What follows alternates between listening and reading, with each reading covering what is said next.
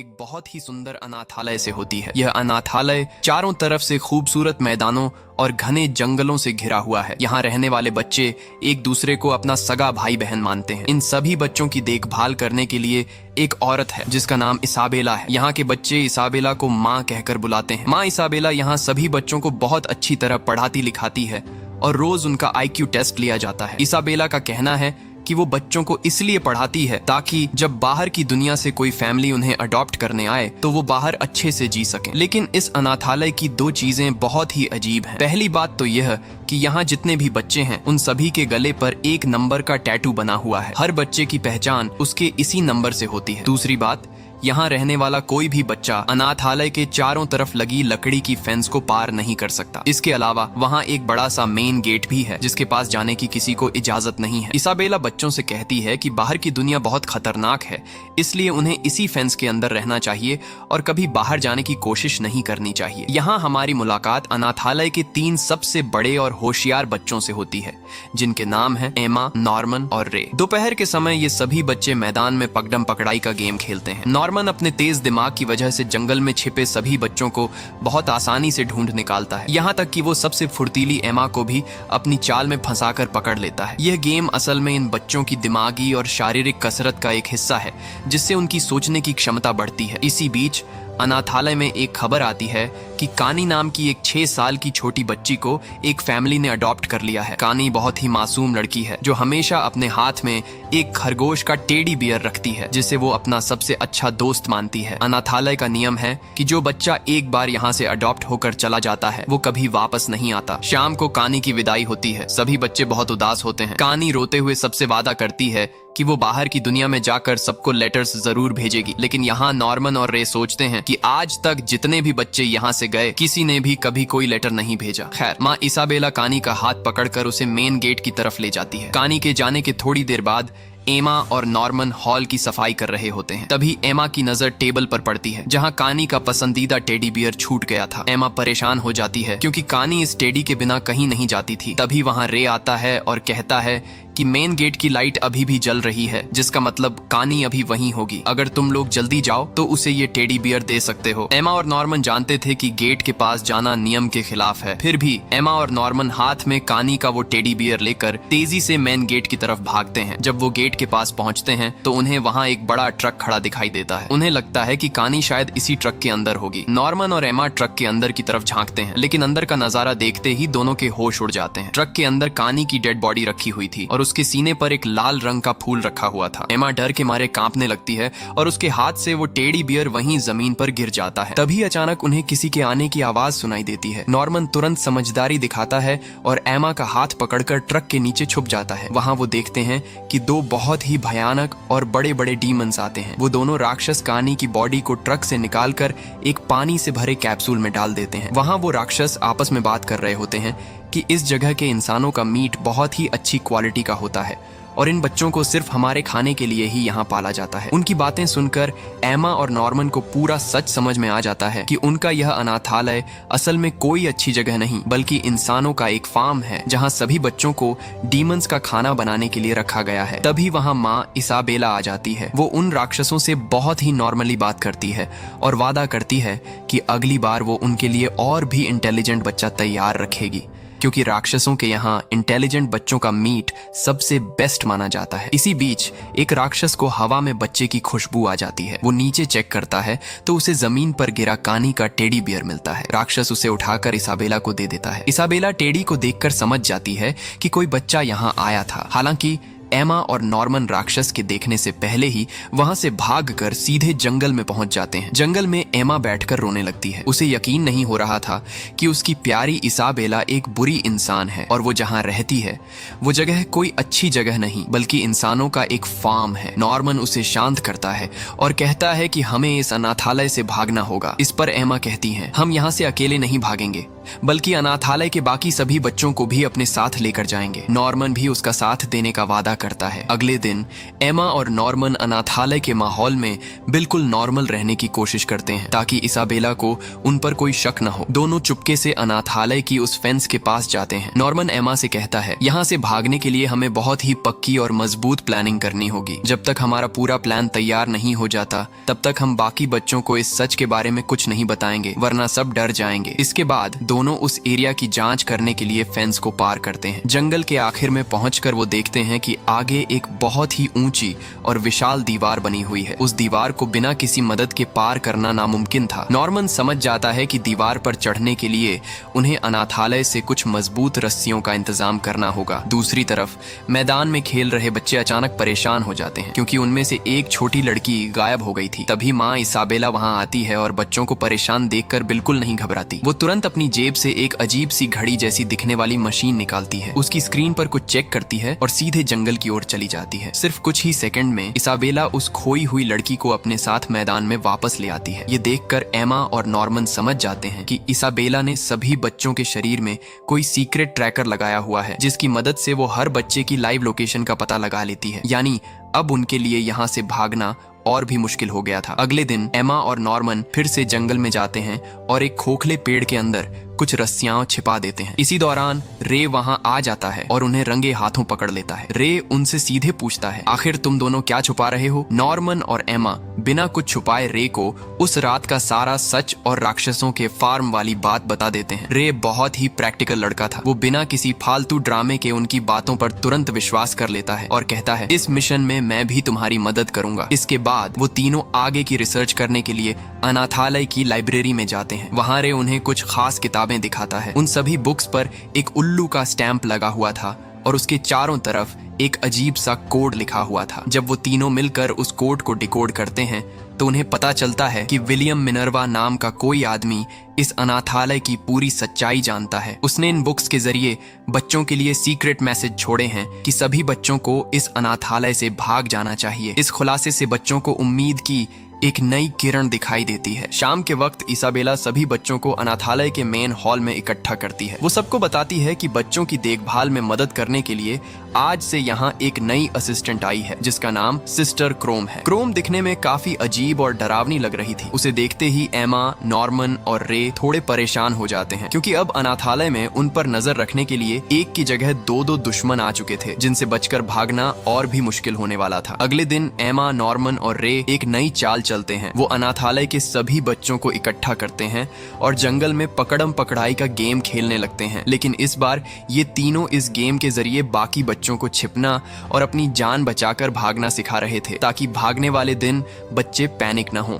उसी रात एमा, नॉर्मन और रे चुपके से मिलते हैं। नॉर्मन कहता है कि आज गेम के दौरान मैंने एक बात नोटिस की। हम जो भी प्लानिंग कर रहे हैं उसकी भनक इसाबेला को पहले ही लग जाती है। इसका मतलब साफ है कि इन बच्चों के बीच ही कोई ऐसा बच्चा है जो इसाबेला का जासूस है और हमारी हर एक हरकत की रिपोर्ट इसाबेला को दे रहा है। जासूस का पता लगाने के लिए नॉर्मन एक तगड़ा प्लान बनाता है। वो अपनी ही उम्र के दो और बच्चों डॉन और गिल्डा को टीम में शामिल करने का फैसला करता है जिस पर उन्हें शक था। जब नॉर्मन और एमा उन दोनों को अनाथालय और राक्षसों का सच बताते हैं तो डॉन को उनकी बातों पर बिल्कुल विश्वास नहीं होता। तब एमा डॉन को रोते हुए कहती है कि हम झूठ नहीं बोल रहे हैं, कानी अब इस दुनिया में नहीं है। एमा की सच्चाई देखकर गिल्डा को उनकी बातों पर पूरा भरोसा हो जाता है क्योंकि वो जानती थी कि एमा बच्चों से कितना प्यार करती है। इसके बाद डॉन भी मान जाता है। अब जासूस को रंगे हाथों पकड़ने के लिए नॉर्मन डॉन और गिल्डा को रस्सियां छुपाने की एक फर्जी जगह के बारे में बताता है। वो गिल्डा को बेड के नीचे और डॉन को सीलिंग के पीछे की जगह बताता है। वो देखना चाहता था कि इसाबेला को कौन सी जगह की खबर मिलती है। उसी रात अनाथालय का एक अनजान बच्चा चुपके से इसाबेला के कमरे के दरवाजे से एक सीक्रेट नोट डालता है। उस नोट में लिखा था कि बच्चों ने रस्सियां कहां छुपाई हैं और साथ ही यह भी लिखा था कि नॉर्मन एक बहुत ही चालाक और खतरनाक लड़का है। अगली सुबह नॉर्मन, एमा और रे उस जगह को चेक करने जाते हैं जहां उन्होंने रस्सियों को छुपा कर रखा था। वहां पहुंचकर वो देखते हैं कि रस्सियां वहां से गायब थीं। अब क्योंकि इन रस्सियों की जगह के बारे में उनके अलावा सिर्फ डॉन और गिल्डा को ही पता था, इसलिए सारा शक उन दोनों पर ही चला जाता है। रे गुस्से में कहता है कि देखा, मैंने पहले ही कहा था कि उन दोनों पर भरोसा नहीं करना चाहिए। डॉन या गिल्डा में से ही कोई एक इसाबेला का जासूस है। लेकिन तभी नॉर्मन बहुत ही शांति से मुस्कुराता है और कहता है कि नहीं रे, डॉन और गिल्डा में से कोई भी जासूस नहीं है। नॉर्मन बताता है कि असली जासूस कोई और है और उसने जानबूझकर तीसरी लोकेशन की जानकारी केवल एक खास व्यक्ति को दी थी। ये सुनकर रे चौंक जाता है। नॉर्मन धीरे से उसकी तरफ देखकर कहता है कि असली जासूस तुम हो। रे चुप हो जाता है और सच्चाई स्वीकार कर लेता है कि वह शुरू से इसाबेला के लिए काम कर रहा था, क्योंकि वह अपनी जान बचाना चाहता था और अकेले भाग नहीं सकता था। रे आगे बताता है कि खुद को जिंदा रखने के लिए मैंने इसाबेला के सामने एक सौदा रखा। मैंने उससे कहा कि मैं बच्चों के बीच रहकर उसके लिए जासूसी करूंगा और बदले में वो मेरे एडॉप्शन का टाइम बढ़ा देगी। रे कहता है कि मैं यहाँ से अकेले बाहर नहीं भाग सकता था, मुझे तुम दोनों की जरूरत थी, इसीलिए मैंने खुद जानबूझकर कानी के उस टेडी बियर को टेबल पर छोड़ा था और तुम्हें हिंट दिया था कि मेन गेट की लाइट चालू है। मैं चाहता था कि तुम और एमा वहां जाओ और अपनी आंखों से फार्म का सच देख सको, ताकि तुम भागने का प्लान बनाओ और मैं तुम्हारे साथ यहाँ से निकल सकूं। रे की ये पूरी सच्चाई सुनकर नॉर्मन और एमा को बड़ा झटका लगता है, लेकिन वो जानते थे कि रे दिल का बुरा नहीं है, वो बस खुद को बचाना चाहता था। एमा रे से कहती है कि भले ही तुमने जो किया वो गलत था, लेकिन हम आज भी तुम पर पूरा भरोसा करते हैं। इसके बाद वो दोनों रे को अपनी टीम से बाहर निकालने के बजाय उसे एक डबल स्पाई बना देते हैं। यानी अब रे इसाबेला के सामने नाटक तो जासूसी का करेगा, लेकिन असल में वो उनकी सारी इंफॉर्मेशन नॉर्मन और एमा को देगा। इसके बाद रे उन्हें अपने कमरे में ले जाता है और फर्श के नीचे बने एक सीक्रेट होल को दिखाता है। इस होल में रे ने इसाबेला से छिपाई हुई बहुत सारी चीजें रखी थीं, जैसे कुछ गैस के कैन और एक खास गैजेट। रे बताता है कि यह गैजेट उसने खुद अपने दिमाग से तैयार किया है। ये गैजेट बच्चों के शरीर में लगे ट्रैकर के सिग्नल को पूरी तरह ब्लॉक कर सकता है, जिससे इसाबेला को उनकी लोकेशन का पता नहीं चलेगा। शाम को रे इसाबेला के पास जाता है। वो इसाबेला का ध्यान भटकाने के लिए उससे एक झूठ बोलता है कि माँ, एमा और नॉर्मन बहुत शातिर हो रहे हैं और वो आपके खाने में जहर मिलाने की प्लानिंग कर रहे हैं। लेकिन तभी इसाबेला रे को कहती है कि रे, तुम्हारी जासूसी का काम बहुत अच्छा है, लेकिन नियम के मुताबिक कुछ ही महीनों बाद तुम्हें भी अडॉप्ट कर लिया जाएगा। यानी अब रे की मौत का समय भी तय हो चुका था। इसाबेला की बात सुनकर रे अंदर से पूरी तरह हिल जाता है, लेकिन वो अपने चेहरे पर डर नहीं आने देता और वहां से चुपचाप निकल जाता है। अगले दिन पांचों बच्चे अपनी नई रस्सियों का टेस्ट करने के लिए उस विशाल दीवार के पास जाते हैं। वो देखना चाहते थे कि रस्सी दीवार पर टिक पाएगी या नहीं, लेकिन जैसे ही वो दीवार के पास पहुंचते हैं, सिस्टर क्रोम वहां आ जाती है और उन्हें रंगे हाथों पकड़ लेती है। बच्चों को लगता है कि अब उनका खेल खत्म हो चुका है और क्रोम जाकर इसाबेला को सब कुछ बता देगी। लेकिन तभी क्रोम कुछ ऐसा करती है जिसकी उम्मीद किसी को नहीं थी। वो कहती है कि डरो मत, मैं इसाबेला को इस बारे में कुछ नहीं बताऊंगी। मैं तो खुद तुम बच्चों की मदद करना चाहती हूँ ताकि तुम यहाँ से भाग सको। बच्चों को उसकी बातों पर बिल्कुल भरोसा नहीं होता। तब क्रोम अपनी कॉलर हटाकर एक निशान दिखाती है। वो बताती है कि मेरी बॉडी के अंदर एक सीक्रेट चिप लगी हुई है। अगर कोई भी बच्चा मेरी सिक्योरिटी से भाग जाता है या मैं इसाबेला के खिलाफ जाती हूँ, तो इस अनाथालय के हेडक्वार्टर वाले इस चिप के जरिए मुझे करंट देकर सीधे मार डालेंगे। क्रोम आगे बताती है कि वो इसी अनाथालय में पली बड़ी है। वो इसाबेला को हटाकर खुद इस फार्म की मां बनना चाहती थी ताकि अपनी जान बचा सके। उसी रात वो पांचों बच्चे सिस्टर क्रोम के कमरे में जाते हैं। वहां क्रोम उन्हें इस दुनिया का असली और सबसे खौफनाक इतिहास सुनाती है। वो बताती है कि आज से करीब 1000 साल पहले इंसानों और डीमंस के बीच एक बहुत ही भयानक युद्ध शुरू हुआ था, जिसमें दोनों तरफ के लाखों लोग मारे गए थे। इस तबाही को रोकने के लिए दोनों ग्रुप्स के बीच एक समझौता हुआ, जिसका नाम रखा गया इद प्रॉमिस। इस प्रॉमिस के मुताबिक इंसानों और राक्षसों ने अपनी दुनिया को 2 अलग अलग हिस्सों में बांट लिया। राक्षसों ने वादा किया कि वो अब इंसानों की दुनिया में जाकर उन पर हमला नहीं करेंगे, लेकिन इस शांति के बदले में इंसानों को एक बहुत ही क्रूर शर्त माननी पड़ी। शर्त यह थी कि राक्षसों को खाने के लिए इंसानी बच्चों की सप्लाई दी जाएगी। इसी शर्त को पूरा करने के लिए इस दुनिया में ग्रेस फील्ड जैसे कई सीक्रेट फार्म्स बनाए गए, जहां अनाथ बच्चों को बहुत अच्छे माहौल में पाला पोसा जाता है। क्रोम आगे बताती है कि राक्षसों को जितना ज्यादा इंटेलिजेंट बच्चा खाने को मिलता है, उनका दिमाग उतना ही ज्यादा समझदार और ताकतवर होता जाता है। अगर वो इंसानी दिमाग नहीं खाएंगे तो वो जानवरों जैसे जंगली बन जाएंगे। इसी वजह से इसाबेला बच्चों को इतना ज्यादा पढ़ाती है और उनका रोज IQ टेस्ट लेती है। इसी बातचीत के दौरान बच्चे क्रोम से उनके कानों में लगे ट्रैकर के बारे में पूछते हैं। क्रोम बताती है कि सभी बच्चों के कानों के पीछे एक बहुत ही छोटा ट्रैकर लगाया गया है जिससे इसाबेला अपनी घड़ी में सबकी लोकेशन देख सकती है। अब क्योंकि रे पहले ही इस ट्रैकर को ब्लॉक करने का गैजेट बना चुका था, इसलिए बच्चों के चेहरे पर कोई डर नहीं दिखता। बच्चों का यह कॉन्फिडेंस देखकर क्रोम समझ जाती है कि इन बच्चों को ट्रैकर को बेकार करने का तरीका मिल चुका है। अगले दिन क्रोम बच्चों के रूम में थी, तभी वहां इसाबेला आ जाती है। इसाबेला के हाथ में एक लेटर था। इसाबेला वो लेटर क्रोम के हाथ में थमा देती है और बताती है कि हेडक्वार्टर से ऑर्डर आया है कि तुम्हें दूसरे अनाथालय में मान की पोस्ट दी जा रही है, इसलिए तुम्हें इसी वक्त ग्रेस फील्ड हाउस छोड़कर जाना होगा। यह खबर सुनकर सिस्टर क्रोम को बहुत बुरी लगती है। वो अच्छी तरह जानती थी कि इसाबेला उसे प्रमोशन नहीं दे रही बल्कि रास्ते से हटा रही है, क्योंकि इसाबेला को क्रोम की चालबाजी का पता चल चुका था। क्रोम समझ जाती है कि अब उसका बचना नामुमकिन है। अनाथालय से निकलने से पहले क्रोम बच्चों की मदद करने के लिए एक स्पेशल पेन छोड़कर चली जाती है। जब क्रोम अनाथालय के मेन गेट पर पहुंचती है तो वहां उसकी मुलाकात इस पूरे सिस्टम की सुपरवाइजर से होती है, जिसे सभी लोग दादी कहकर बुलाते थे। क्रोम अपनी जान बचाने के आखिरी मौके के तौर पर दादी को बताती है कि ग्रेस फील्ड के बच्चे बहुत शातिर हैं और वो यहाँ से भागने का प्लान बना रहे हैं, और इसाबेला इस बात को छुपा रही है। लेकिन दादी क्रोम की एक नहीं सुनती। दादी कहती है कि इसाबेला मेरा सबसे पसंदीदा है